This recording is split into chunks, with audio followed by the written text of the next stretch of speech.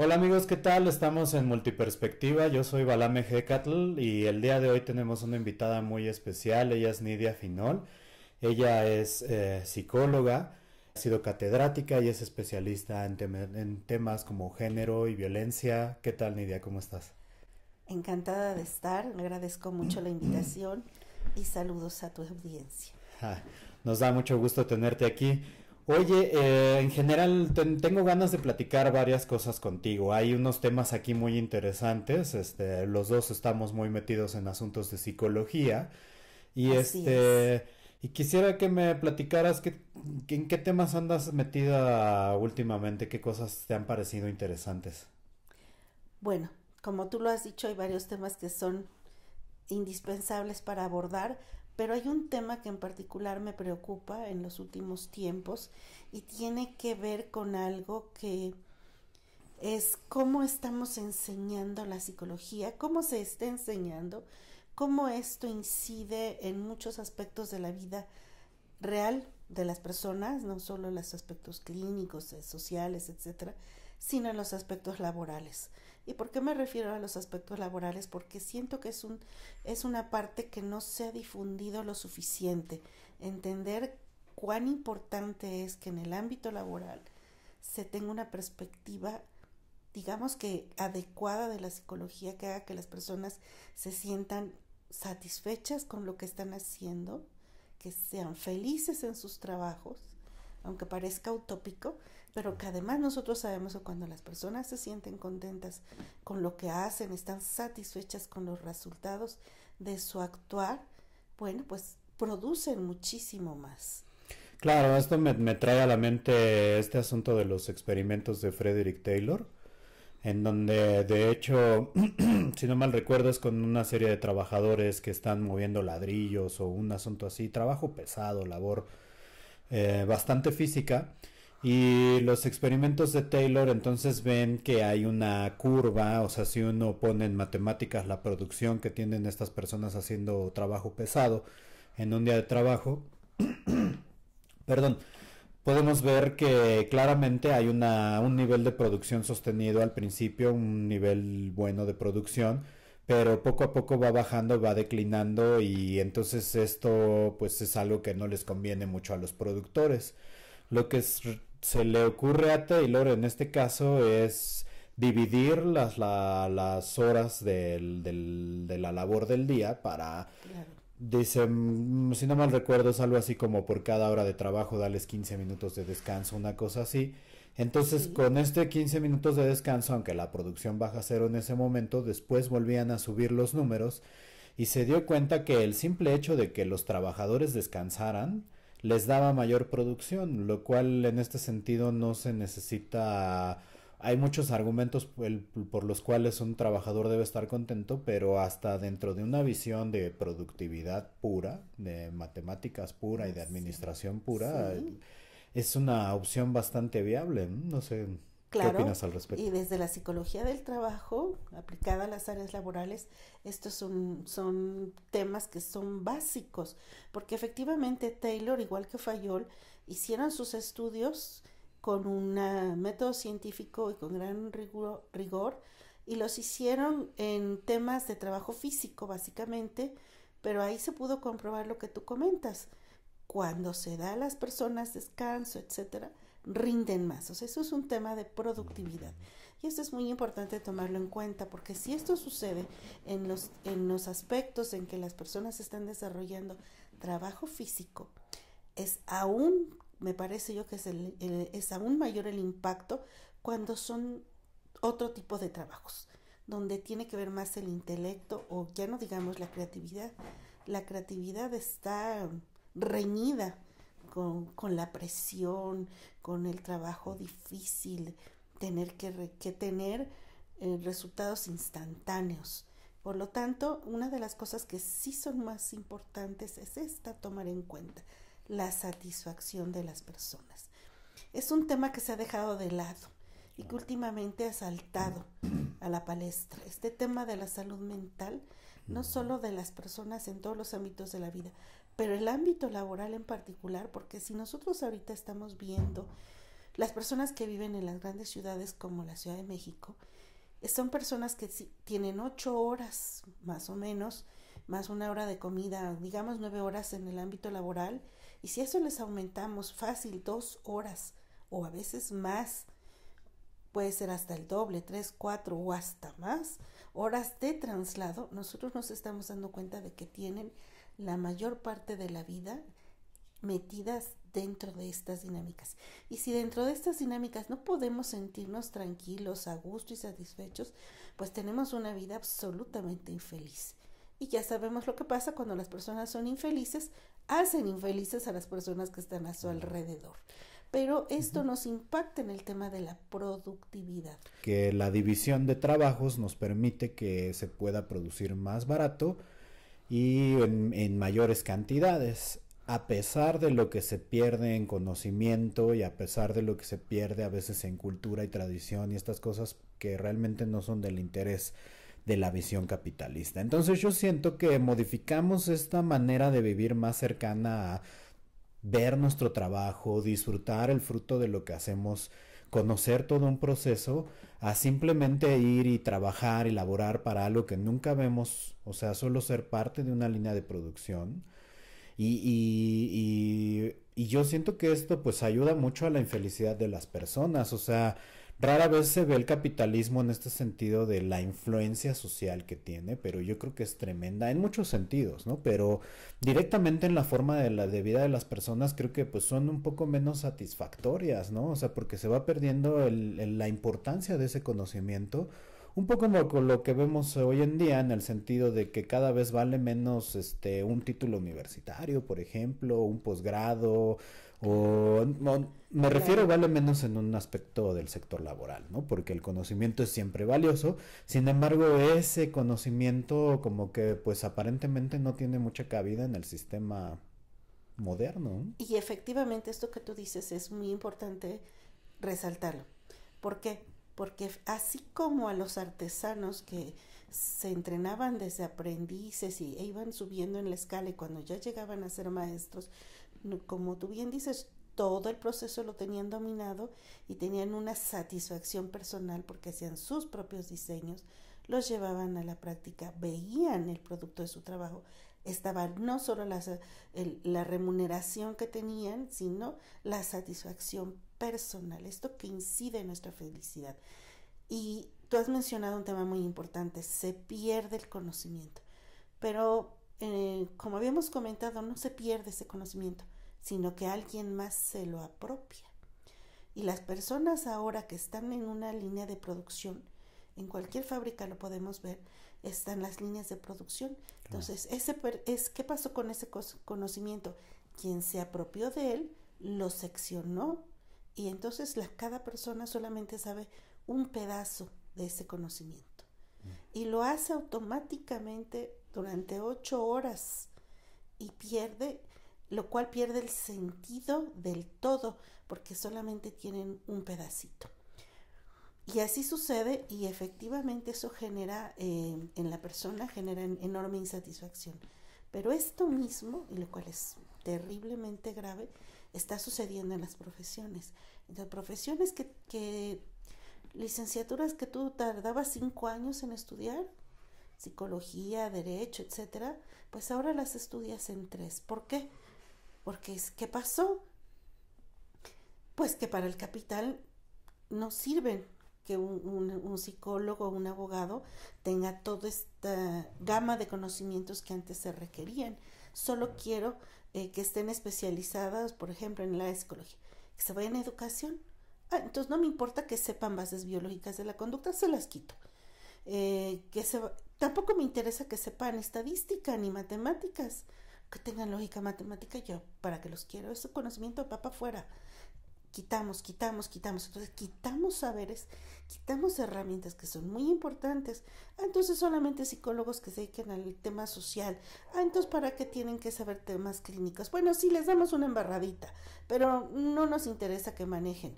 Volvemos a lo mismo, estadística, bioquímica, cosas que es el poder que el dinero ejerce sobre la sociedad en cuanto a su conocimiento, ¿no? Que es una agenda oculta. es un currículum oculto y eso es una cosa que no se ha hablado y que en nuestro país, en México, surgió desde que se firmó el famoso Tratado de Libre Comercio.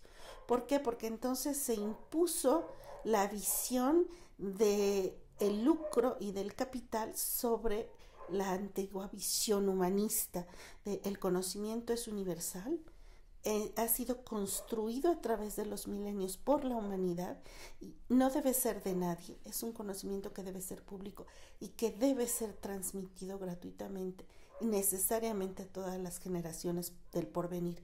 Entonces, desde esta perspectiva, así no es la historia. Entonces, ¿qué es lo que importaba? Sacar profesionistas que tuvieran solamente pedazos de este conocimiento para lo que me sirven a mí. Si yo los quiero en la fábrica, entonces no me interesa, incluso muchas áreas ya ni siquiera tienen psicología laboral o bases biológicas o qué sé No, yo. incluso esto se me Nada, ocurre como una agenda más avanzada en el sentido de que es muy difícil doblegar a una sociedad que tiene gente educada, que claro, tiene gente con conocimientos, ¿no? así es, Son difíciles de controlar, entonces probablemente hay un interés, o sea, no solo de la producción de bienes y claro, servicios y de la sino acumulación, sino directamente de subyugar a la del sociedad. control social. Recordemos que este es un tema que es muy importante y que casi no se habla, y que es el tema del control social y que tiene muchas aristas. Y una de las aristas es apropiarnos de la educación, de cambiar la visión de la educación como un producto colectivo que debe ser propiedad común y debe ser transmitido por otra visión de mundo. Ah, no, este conocimiento debe ser privado y solamente debe estar al alcance de aquellos que lo puedan pagar. Por eso es que en el primer mundo y en muchos países, bueno, no en todos, pero en muchos países es tan caro acceder a la educación universitaria, porque solo es para la élite, No. solamente es para un grupo muy pequeño de personas. Entonces, siempre las más golpeadas son las universidades públicas o la enseñanza pública. Y aquí hay otro asunto de conspiración que me parece importante señalar en el sentido de que al capitalismo y a esta nueva manera de ver la sociedad como un bien, como a la naturaleza como un bien que se puede explotar, creo que también le convino mucho, le sigue conviniendo el asunto de que la población humana crezca, ¿no? Porque así como decía que es difícil subyugar una población que tiene educación, también es muy difícil subyugar a una población que tiene suficientes bienes para subsistir. Es como una Así ratita de es. laboratorios, ¿no? Si ya comió, la mendiga no va a querer ir a donde nosotros le digamos. Entonces, ¿qué hacemos con el sentido de la población? Pues yo digo, pues mientras más personas hay, obvio va a haber mucho más pelea por los Claro, recursos. Y si esa gente está peleando por recursos, entonces yo, capitalista, puedo dejar caer mis empresas y controlar lo que esa gente, cómo vive, porque si yo en mis empresas les pago por ser muy cultos y tener posgrados, pues eso es lo que van a hacer. Pero si no contrato a nadie más que por ciertas habilidades de maquila y entonces se subyuga a la población con esta visión maquiladora, claro. en general, ¿no? De la sociedad. Así es, y volvemos a lo mismo.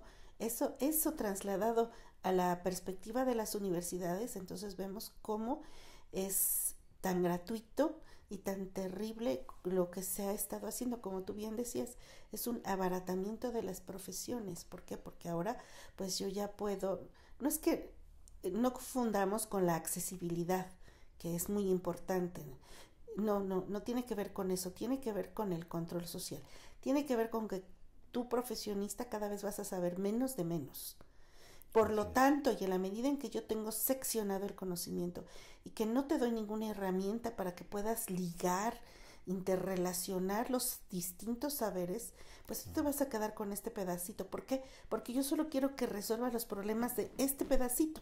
Y Por se lo tanto, monopoliza, solo la gente claro, que está hasta arriba de la pirámide ve todo. puede ver todo, pero las personas que están aquí, aunque estén en el nivel de la licenciatura, especialidad o aún algunos posgrados, como no hay procesos reflexivos y no hay conciencia de este currículum oculto, pues esto sucede.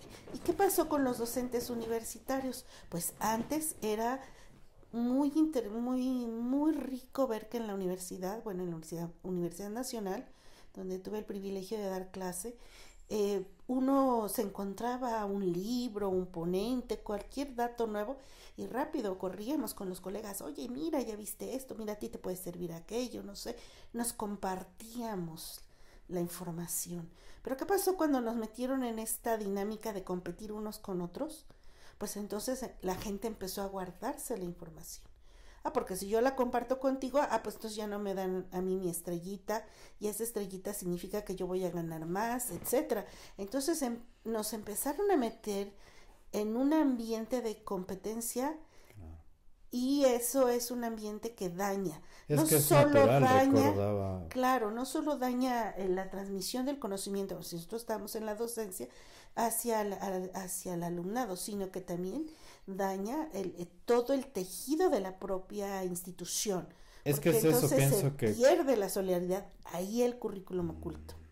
cuando se considera el conocimiento como un bien es un gran daño porque entonces hay Yes. una recompensa en acumularlo desde el sentido Así capitalista. es, Entonces así dicen, es, si este conocimiento vale y entonces pues vamos a guardarlo para nosotros y se hace el daño de que se pierde esa comunicación social.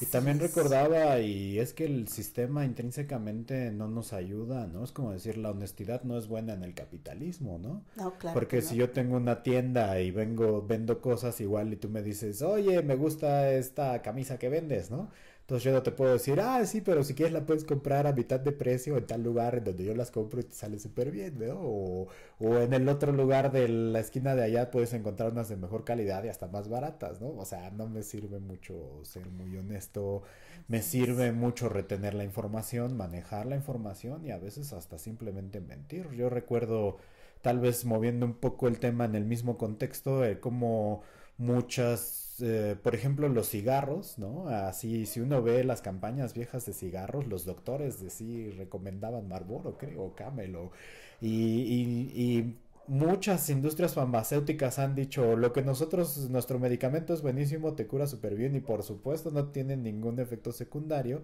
y muchos de esos medicamentos ahora son ilegales y considerados drogas por las que se hace guerras y demás cosas, ¿no? Así Pero es. vemos cómo realmente no.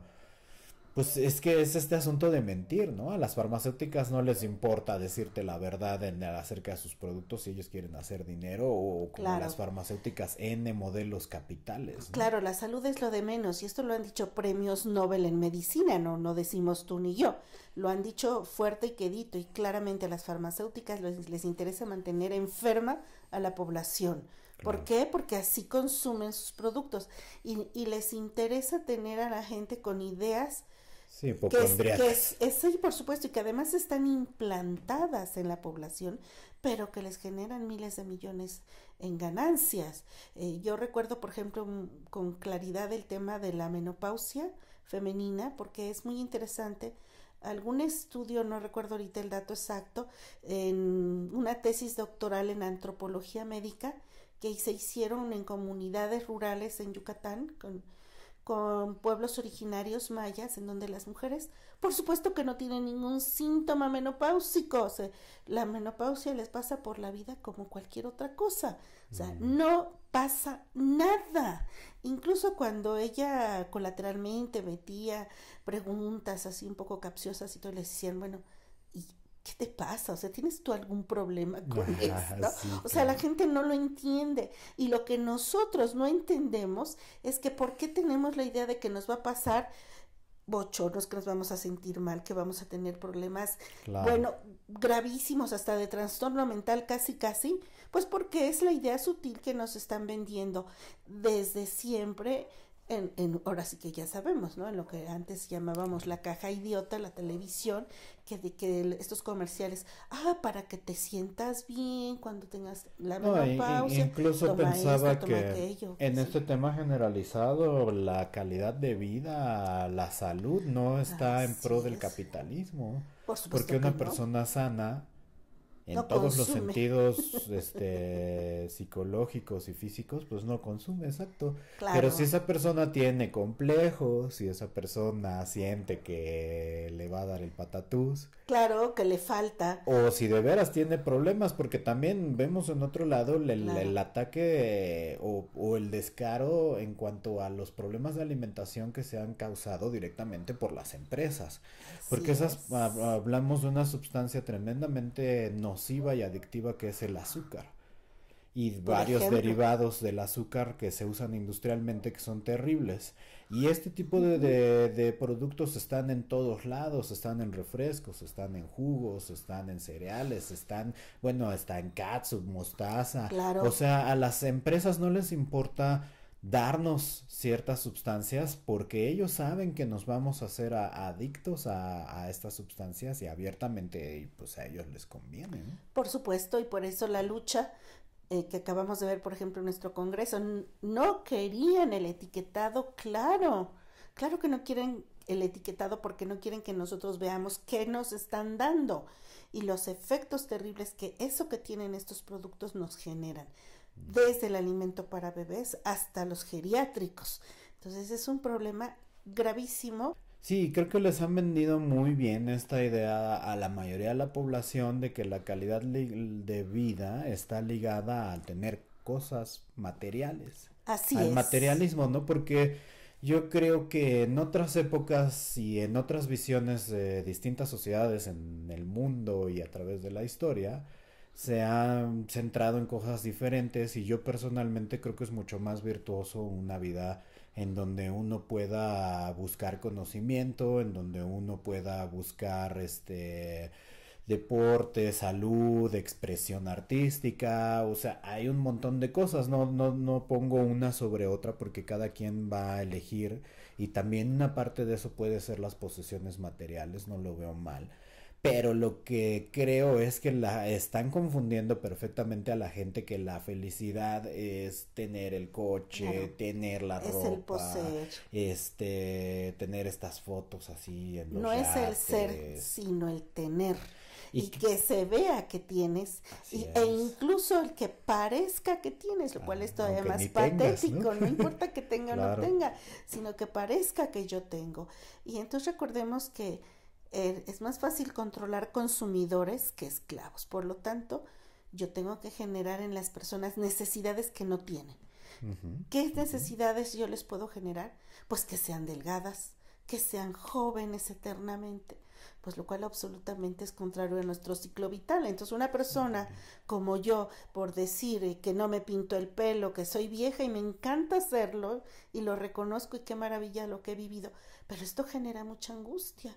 ¿Cómo no? Tengo que ser una Barbie, tengo que ser delgada, tengo que tener el ojo azul, bueno, ya hay lentes de contacto, tengo que canas, no, qué horror que se Como vea que esperan sube. esta eterna negación del ser, ¿no? De si eres gordo, Exactamente, sé flaco, si eres flaco, sé gordo, o no sé, así pero necesitas consume perseguir todo el tiempo y que hasta los que son algo, modelos nunca todo el tiempo están están obsesionados porque conformes. no es Así algo que se es, pueda lograr realmente, ¿no? así es, porque además son modelos inalcanzables, porque, pero el mantenernos en esta insatisfacción constante nos hace perfectamente dóciles para Ujú. todo aquello que nos quieran vender, para todo aquello que nos quieran manipular, para todo aquello que nos quieran decir. Claro, porque si yo vivo preocupada por mi peso, por mi talla, por mi color de piel, claro, tengo que blanquearme, no, por favor, estoy prietísima, tengo que ser blanca para ser bonita.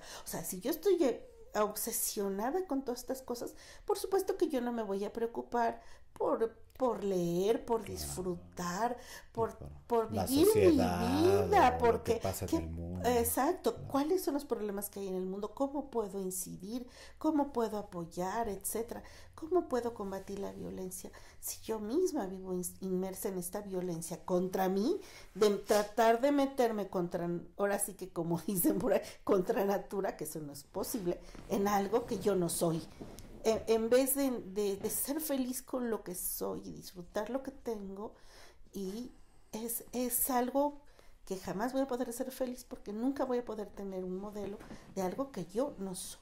Sí, es inalcanzable, ¿no? Como la Absolutamente. zanahoria esa del palo que le ponen al Así burro. es, pero es exactamente esa es la idea, porque en la medida en que yo tenga todos mis recursos internos y externos dirigidos a eso, pues todo lo demás no me va a importar por la vida, porque además es un problema y es un proceso de un individualismo brutal. Púdranse todos. A mí los demás no me interesan, me intereso yo. Claro. Sí, es una desconexión con la sociedad muy Así fuerte, con la es. naturaleza. Así es.